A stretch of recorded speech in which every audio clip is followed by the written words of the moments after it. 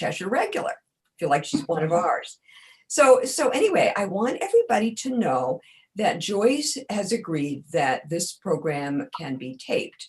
So it's going to be on the library's YouTube account. So if you enjoyed it once and you want to see it again or share it with one of your friends, you will be able to do that. But I also want you to know that only Joyce will be visible. So if any of you are having a bad hair day and you really don't want yourself thinking about or didn't want to put on a bra, yeah, like you don't have to worry about it. It's just Joyce who's having a good hair day. So without further ado, Joyce really needs no introduction. We are going to welcome Joyce Saltman to our library program, and she's going to help us look on the bright side of the pandemic. And I can't wait to see how she makes this funny. So welcome, Joyce. Thank you, Deb. I'm delighted to see some of my Cheshire friends and my fan club who is here now, who Bryna must know my talks all by heart because she comes to all of them. I memorize it. I just got this. So I'm going to share this with you to start, even though it is totally out of order with what I'm going to be doing for the day, but I'm sure you'll forgive me. The company Pfizer, which yesterday announced the vaccine against COVID-19 soon, is the same company that created Viagra. Therefore, we can fully rely on the announced vaccine because if Pfizer was able to raise the dead, they will much more easily cure the living. That really appealed to me. I mean, what a concept. I just love it. Now, I have taken, I really, those of you who know me know I love live presentations. I love live presentations because when I walk into the library, I get hugs from all my friends and old neighbors and people who I knew. And I love connecting with people and finding out how they are and how their families are. And then sometimes we'll go out and get ice cream afterwards. In the olden days, we used to go to Friendly's. That was really the olden days. But Zooms are not my thing. I'm not a technology kind of person to begin with. However, in this day and age, it is so difficult to really have connections with the people that you care about and know. So I would have to admit that being able to see each other, even in little boxes, even with the absence of real, interaction, is better than not being able to get together at all. So I am delighted that we have this as a, as a way of getting together, even though I don't like it. So having said that, I am hopeful that when this whole pandemic is over, that Deb will call me and say, Joyce, it's all over. You can come back to the library and you can hug all your friends. And I will greatly look forward to that. And I'll put together any topic that you want. Today's topic is I named Pandemic Pandemonium because I have never seen people so crazed by anything in my life. But of course, I'm 77. I haven't lived through any major plagues, which I'm not unhappy about. But this is really the first one. So what I've done is I've organized this talk of sorts into 3 different parts. The first part is really going to be about, is it all right to laugh about this? And the reason why we ask this question is because there is no question but that some of the people who we know and some of the people who we may not know directly but are related to some of the folks we are friends with have lost their lives. Some of the people are having, ongoing difficulties because of having gotten the, COVID-19. And some people are petrified to go out because they are so concerned about contracting this COVID-19. So having said that, I am going to be talking about why it is important that we at least be able to laugh even in a time when there are some tragic things going on around us. The second part of my talk is actually going to be, I call it COVID-19 observations. And it really is what I've tried to do is put together from all of the hundreds of memes that I've gotten and jokes and one-liners that I have gotten over since last March. I put them together in kind of almost a comedy routine so that we can laugh at some of the stuff that's been coming across on, on our emails and that people have been sharing at parties and so on. Distant parties, of course. And then the third part is going to be some of the things that people that I have in my own life as friends who have written beautiful things and a few other things that I've collected that really are, to my mind, inspiring notes that we can take away from any kind of a program on this topic.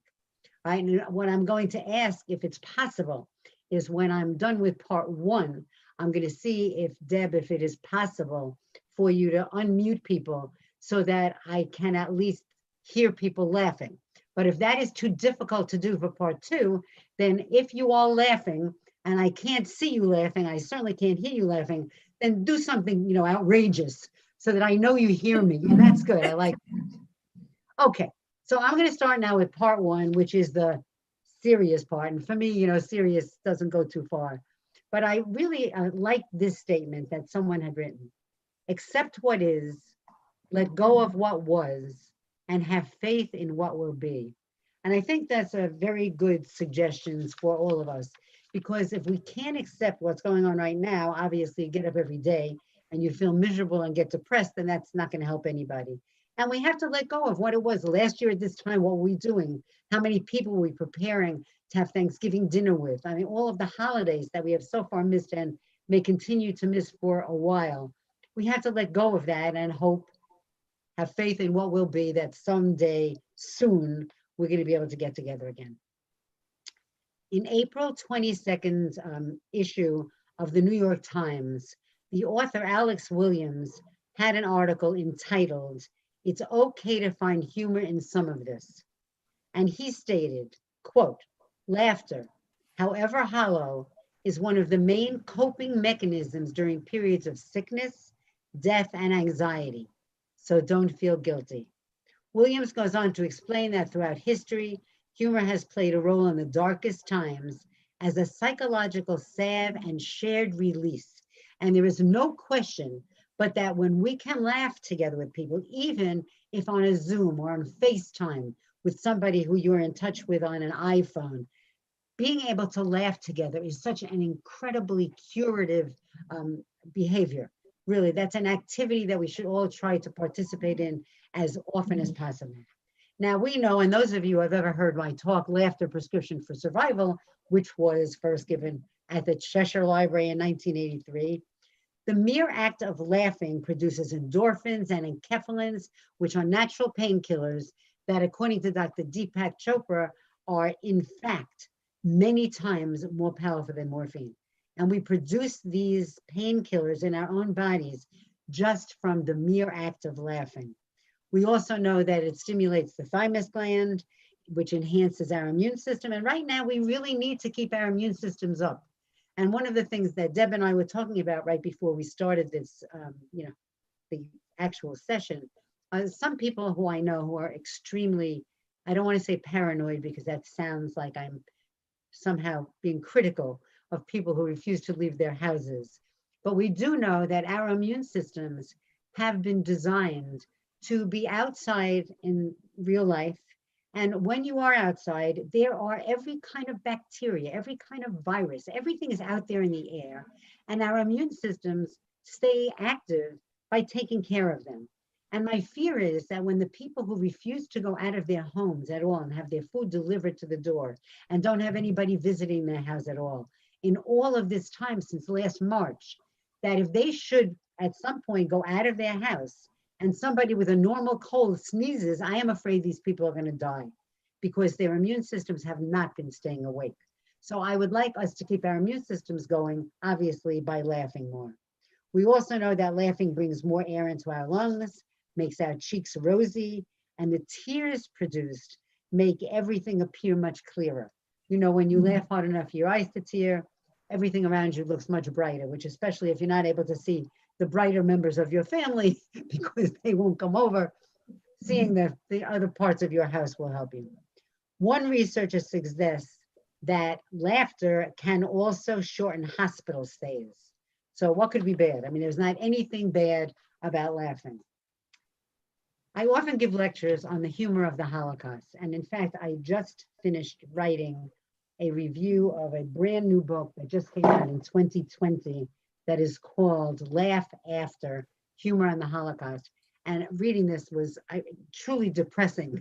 But when I give the talk about, laughter and the Holocaust, humor and the Holocaust, we recognize how curative being able to laugh really is in terrible times. And it has been shown time and again how effective the sharing of humor was in times where people had no real control over their environment. And certainly at times when people were in concentration camps would be an example. Fern Perlstein, the director of The Last Laugh, and if you like documentaries, this may be the best documentary I've ever seen, The Last Laugh. It's a recent film on this topic, said that Jewish jokes about Nazis were, quote, revenge through ridicule, and served as a means of self-defense, a counterattack for people who had few, if any, other ways of fighting back. And even as just simple diversions that just, to get out of your head, to get out of cleaning the house again, to get out of feeling guilty about all the things that for the last many years, you and I have all said, oh, if I had more time, I would clean this up. I'd empty the closet. I'd try on some old things. And now I have had nothing but time and I have done none of those things. I realized without doubt that the reason I wasn't doing them is I don't want to do them. I don't like doing those things. Why would I do them now when everything else that I love to do is not available to me? I am surely not going to go empty out closets. Anyhow, Renee Firestone, an Auschwitz survivor who, by the way, is now 92 years old, stated, "The instinct to laugh shows that we were still human beings while in the camps, and this inner sense of humor is what kept me alive." And this is from a 92-year-old who had been in Auschwitz for longer than anybody would want to be. Now, there is another writer, and he's adorable. I got him to sign my book, of course. Scott Weems, W-E-E-M-S, is a cognitive neuroscientist and the author of The Science of When We Laugh and Why.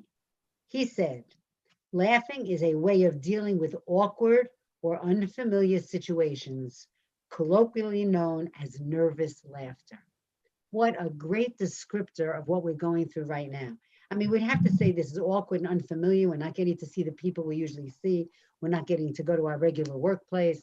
We're not having people come into the house. We're not having dinner parties. The things that usually we kind of serve to distract ourselves from sometimes the mundane everyday life. And I love the concept of nervous laughter. He certainly said it describes the mood in the current pandemic. He said, quote, "We've adopted this simple physical response, which is laughter, as a way of sharing anxiety or confusion in a social way.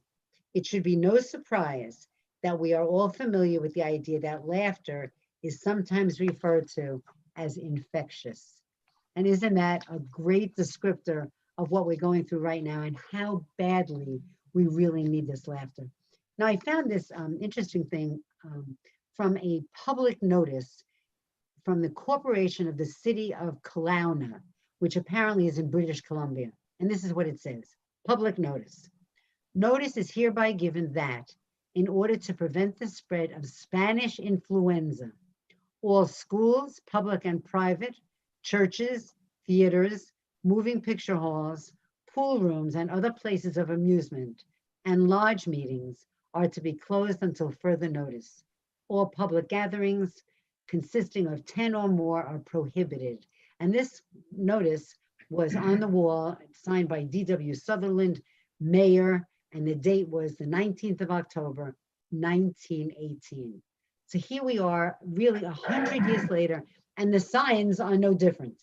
I mean, we are going through exactly what they went through 100 years ago, and apparently many people have survived, so that was a very, very good thing.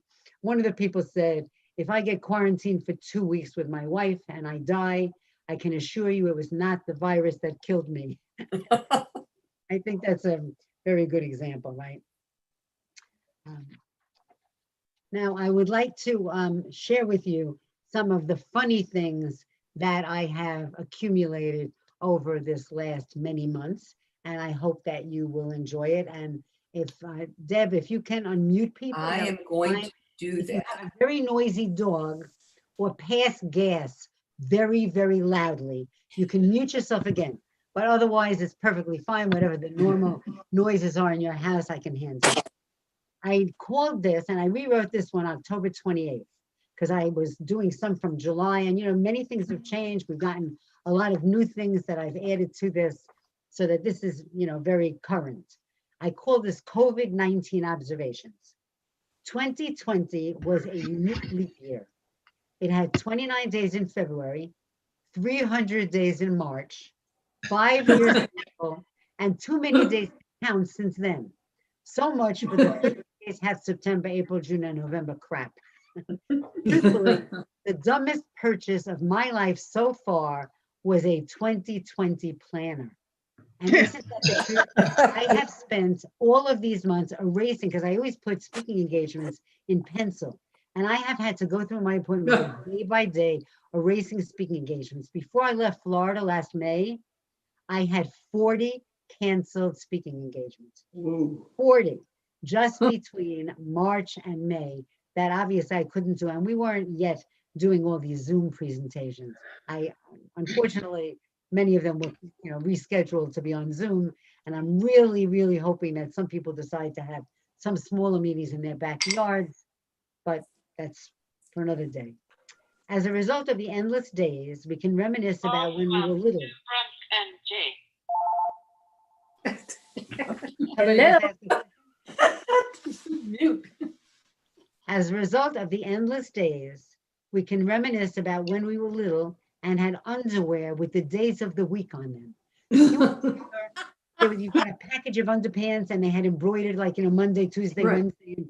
If you were smart, now that would be perfect, because there's not anything that, alters what Monday feels like versus Tuesday versus Wednesday, since we don't have jobs to go to, right? Then, of course, I remember the days when folks were wishing the weekend would last forever.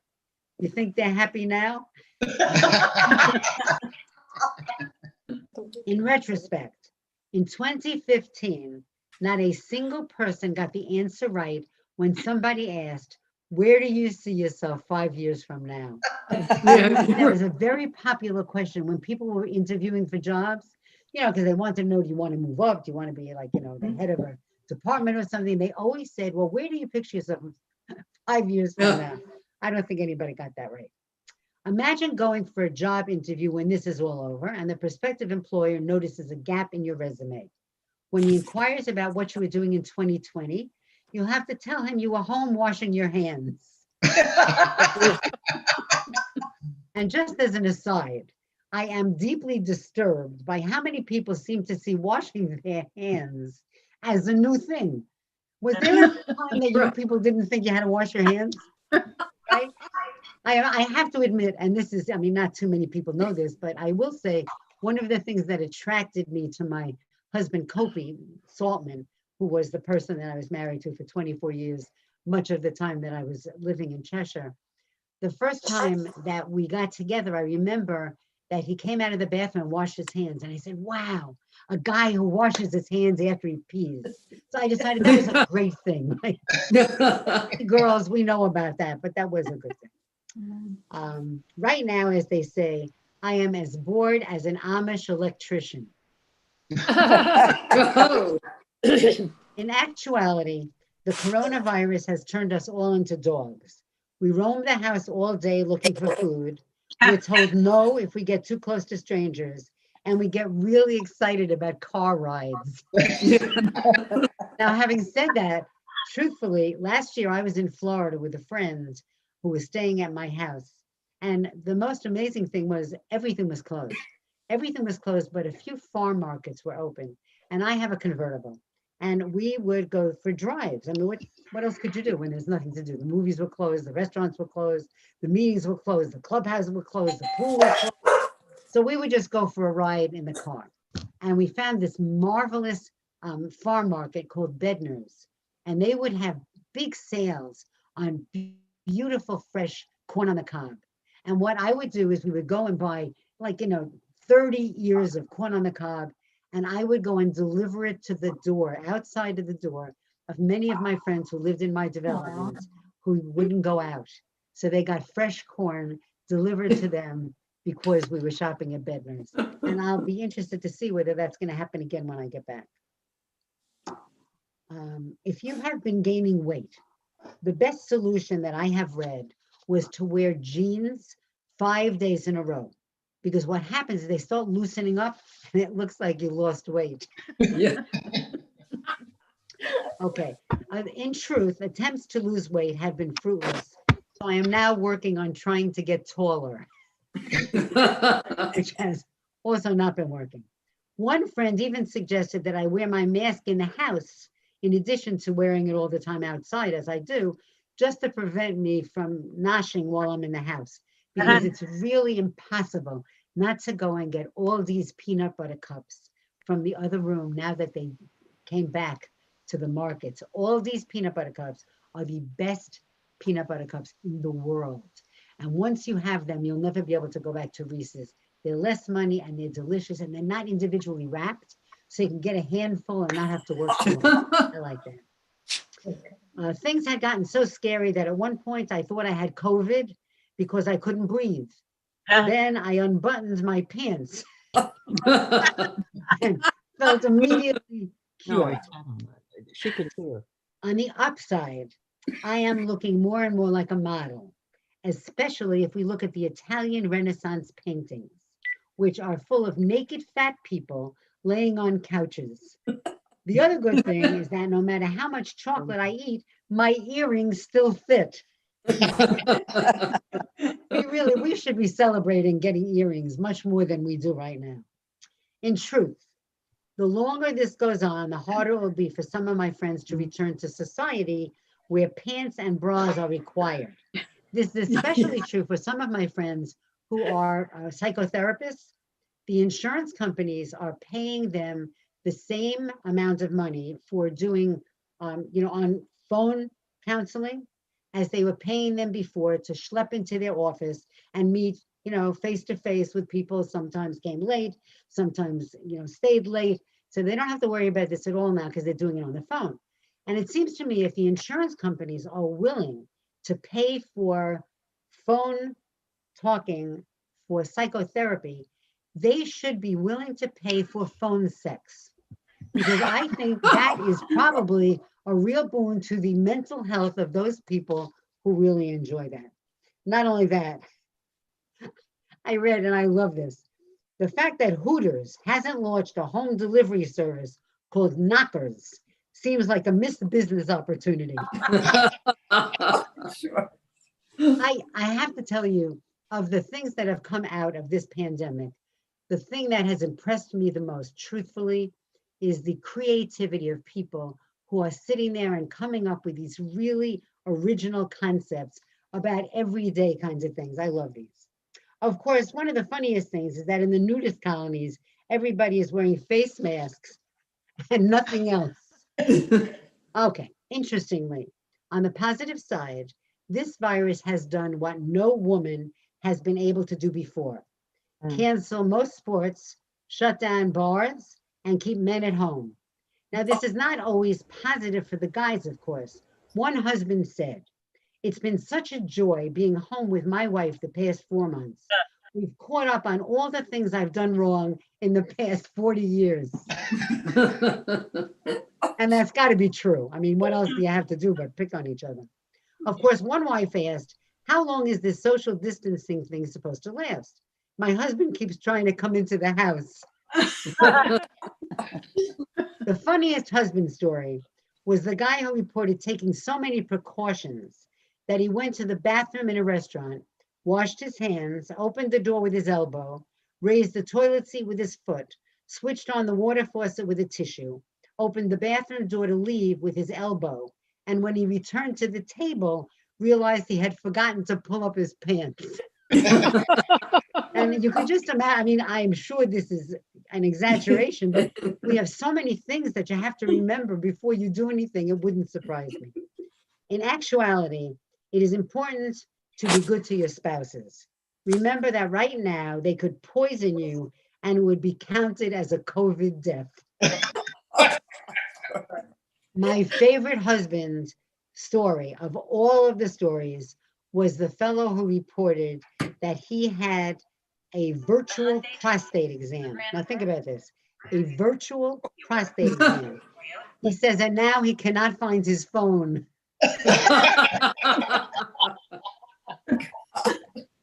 At this point, the world has turned upside down. Old folks are sneaking out of their houses, and their kids are yelling at them to stay indoors. This is undoubtedly as a result of the changing rules.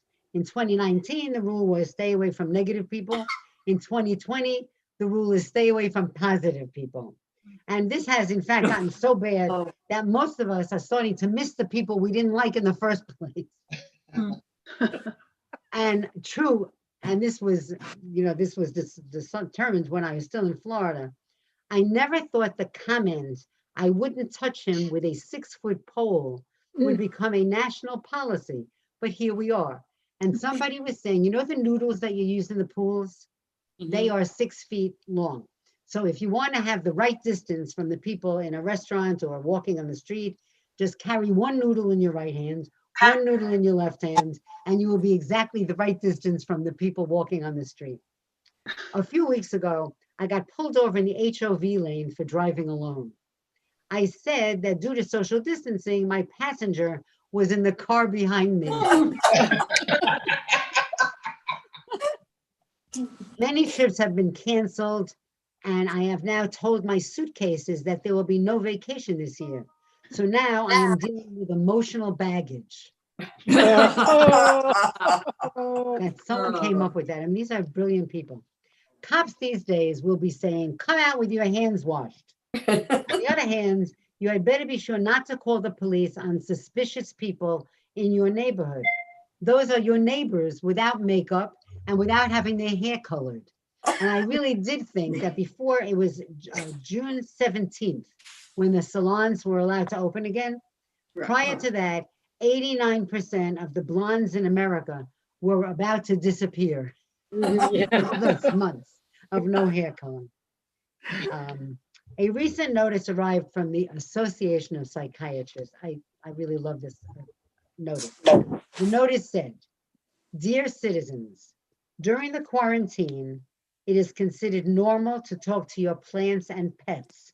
Kindly contact us only if they reply. Thank you. Now, you would say, well, obviously that's a little bit ridiculous, but this morning I saw a neighbor talking to her cat, and it was obvious that she thought her cat understood her. I came into my house, told my dog, and we both laughed and laughed. After that, I did strike up a conversation with a spider near my window. It seemed nice. He was a web designer. I don't write them, I just pass them on. As a compulsive cleaner, the best part of all this has been that my body has absorbed so much soap and disinfectant that when I pee, it cleans my toilet. And I am sure you know that once you have Cloroxed your whole house, you can enjoy a day at the bleach. As a result of this amazing cleanliness kick, my favorite classified ad was at the beginning of the pandemic. And I am a great believer, as a widowed woman, I am a great believer in singles sites for meeting people, because we're most of us, well, some of you are just young kids, but many of us who are nearer my age, we're not going to meet a guy at the church or synagogue dance anymore. There aren't singles mixers, we're out of that group really. So the best way to meet people our own age would be to meet people on a single site. So having said that, I saw this ad and I said, this is the most brilliant ad. It said, single man with toilet paper seeks woman with hand sanitizer for good, clean fun. At the same time, the younger gals are looking for older men just so they can get into the supermarket earlier. It's not just the supermarkets now. TJ Maxx, Marshall's, all of my favorite stores are opening early for senior citizens. So that's an advantage. One of the original reasons, by the way, for that toilet paper panic was it was believed that back then, when people were so convinced that all you had to be is within 5 miles of somebody who had COVID, when somebody sneezed, everybody else peed in their pants. It was a big run on toilet paper. As a result of that early toilet paper rage, some very interesting creativity emerged. The reply to one query regarding toilet paper said, yes, coffee filters can be used as toilet paper, but it will change the taste of the coffee. I just love that people come up with this stuff. No kidding, this is brilliant. Now, let us not forget the uniqueness of our new lifestyle. Never in my wildest dreams did I imagine I'd go up to a bank teller with a mask on asking for money. And just for the record, the coronavirus vaccine may eliminate the coronavirus, just like the flu vaccine eliminated the flu. Something to think about. Of course, if these past few months have taught us anything, it's that stupidity travels faster than any virus on this planet. And that is the truth. And when I see people, when you have 100 people in a small area on a beach with no masks, I have to wonder what they were thinking, which comes to this next one.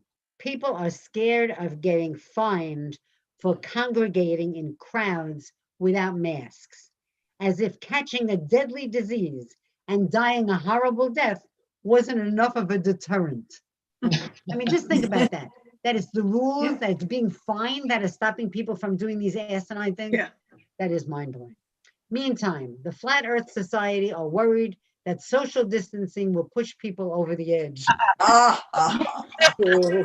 Most hilarious is having some states, nearby states, right, locked down and some neighboring states not like that, which is a lot like having a peeing section in a swimming pool. Can we imagine that the air just stops when you end New Jersey before it gets to New York, or when it leaves Westchester before it gets to Connecticut? We're not going to get any of the same air. It's really very funny. Of course, one patient asked the doctor how long he thought the COVID would last. And his response, which I really loved, was, "How should I know? I'm a doctor, not a politician." Now, just for the record, I am planning to stay up on New Year's Eve this year, not to see the new year in, but to make sure this year peaks. We will all be so relieved when it's no longer 2020. Before we go to some more inspiring issues, let me share this one wonderful insight. People are asking, is COVID-19 really that serious? Listen up. Casinos, churches, and synagogues have all been closed. When heaven and hell agree on the same thing, it's probably pretty serious.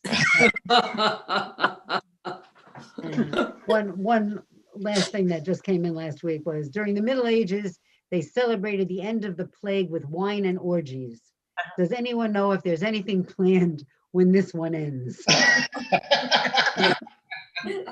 Right now, what I have now is some things that I have collected that I think will make us feel better. You know, we can laugh. We know that we have to laugh, and that laughter is good for us. And we certainly know that shared laughter is definitely one of the best things that we can possibly share with our friends and family members.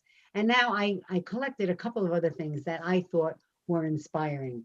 But before I get to that, there was just one other one that was, I thought, humorous, that was helpful information from the urologist's office. The urologist's office called the other day and explained that my scheduled appointment would now be done over the phone due to the coronavirus. 1 hour before the scheduled teleconference, I was instructed via email to administer my own urine test. This was to avoid those lab tests and costly copays that your doctors tell you to get at Quest Diagnostics, and because they are shut down too. Simply go outside and pee in the front yard.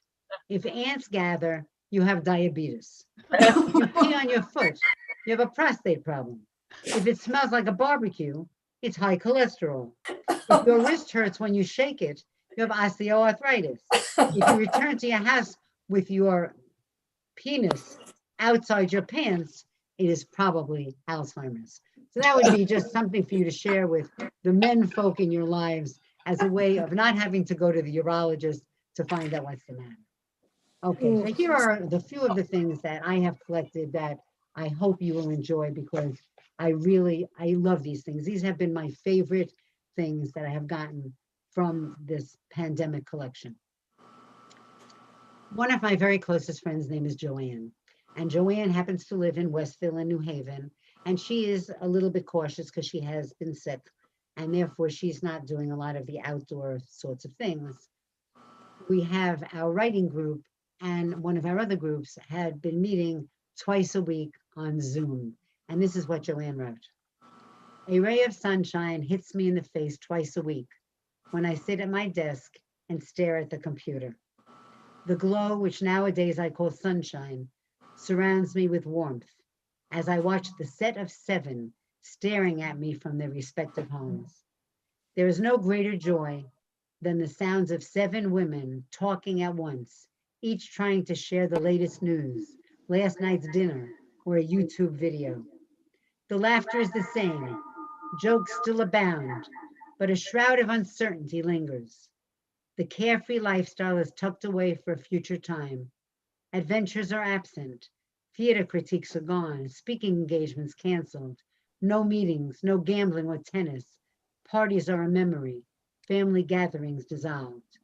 But this gregarious group of glorious girlfriends continue to lavish the joy of living upon each other through their creative verse and refreshing support, albeit Zoom. They disregard adversity for the moment and continue with life, the same but different. And I thought that was just such an inspiring way of looking at the things that we can do that are still intact because life has gone on. And you have to say, I would feel terribly sorry for the people who had to deal with this back in other pandemics where we didn't have technology, where we could at least see each other when we're talking to each other. That's been a big help. This was written by a friend named David Jacobson, and he is in the Association for Applied and Therapeutic Humor, which is a collection of people who all believe in sharing positive things in their work environment, in their friend environment. And he wrote this, and I think it really hits this very meaningfully. It's called A Place for Pain. I open the door, pain walks in, filling my home with darkness and discontent. I open the door, faith walks in, illuminating my living room. I open the door, hope walks in, filling the kitchen with wonderful smells. I open the door, joy walks in. I explain that she has the wrong address. She should be next door. She comes in anyway. Joy, like pain, knows not of manners or proper protocol. I open the door, humor walks in. It fills the empty spaces. Pain is still here, but it has little room. How wonderful to recognize that we can't change what's going on in the world overnight, but when we fill more of the space with humor, the pain will have less room to fill us up. One of the I love that. Yeah, me too. He gave me, by the way, I have his permission, obviously, to share with you. This came from, there must have been 60 responses to this. I chose only a few favorites. A group of professionals posed this question to a group of 48-year-olds. And the question was, what does love mean? And I think at times like this, when we're less apt to be able to get together regularly with our loved ones and family members and have, big family gatherings as we've done in the past, or weddings. I mean, I'm amazed at the number of weddings that we've had on Zoom that were in a parking lot, all distanced in our cars with masks on. What does love mean? And these were what the kids said.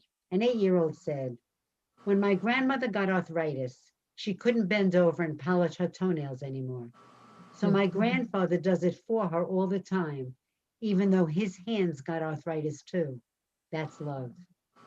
A 4-year-old said, when someone loves you, the way they say your name is different. You know that your name is safe in their mouth.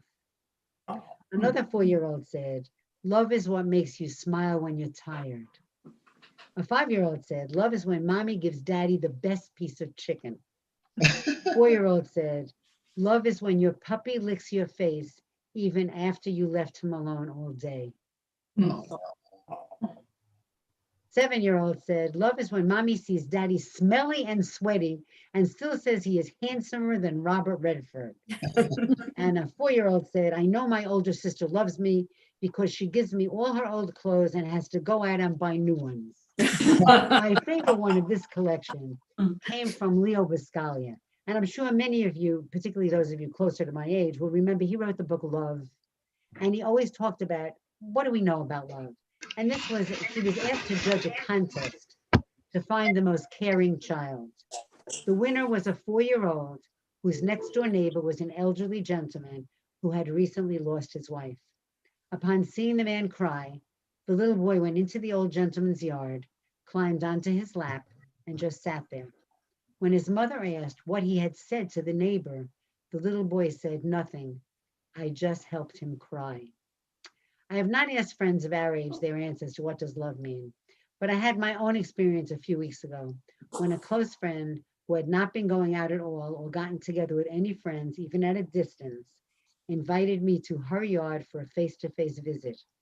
This was the first time we had seen each other live since the pandemic began, and I never felt more loved. And that is a true story. Okay. I had one that I wrote on the 24th called "The Eyes Have It." It's a very quick, short little poem that says, 7 months, an outside world devoid of noses, lips, handshakes, or hugs, and yet joy and warmth are ours, beyond the masks, our windows to the world, sending messages loud and clear, I am here. And I hope all of you take in really to heart that when you are wearing a mask and you're outside, the nicest thing you can do is pass on a smile to the passersby, because as depressed as many people are, some of them are not having anybody living with them or visiting with them, and that smile can really change somebody's day. All right, now here's another little suggestion. Can't eat pork because of swine flu, can't eat chicken for bird flu, can't eat beef because of mad cow, can't eat eggs because of salmonella, can't eat fish because of the heavy metal poisons in the waters, can't eat fruits and veggies because of insecticides and herbicides, which leaves chocolate and ice cream. And remember, rest spelled backwards is desserts. And now I'd like to pass on to you my friend Linda McNeil, who also is from AATH. She sent me this list. 10 best ways to relieve stress. 1, eat chocolate. 2, repeat 9 times. I hope all of you will make a point of passing on more smiles, more fun phone calls. And if you have any jokes, share them with your friends, even if they've heard them before. Getting a phone call with something fun and something uplifting can only help everybody who gets it. So let us be people who pass on as much joy as we possibly can. And God willing, this will end soon and we'll all be able to get back to a normal place so that we can hug. Thank you, Deb, for inviting me to return to my favorite library in the entire world. Thank you, Joyce. Thank you. Thank you. Does anybody have any questions for Joyce? Anything you want to ask? I'm back. I know this isn't the kind of format where that's really easy, but. No. So if no one has anything, I have a question. okay. Hi, Joyce. Hi. I'm trying to see Maria. if I can get the gallery view here. Okay, who's speaking? Maria. Maria. Hello, Maria. Hi. I just got the gallery so I can see all of you now. Right, right. So would you like to jump out of a cake naked for me? You know something? That would be so depressing for anybody there.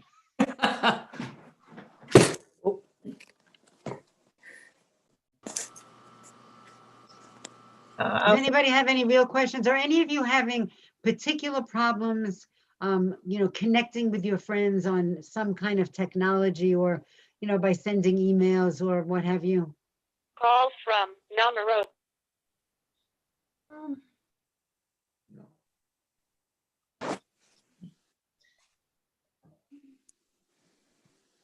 Well, I'm going to thank everybody for joining us.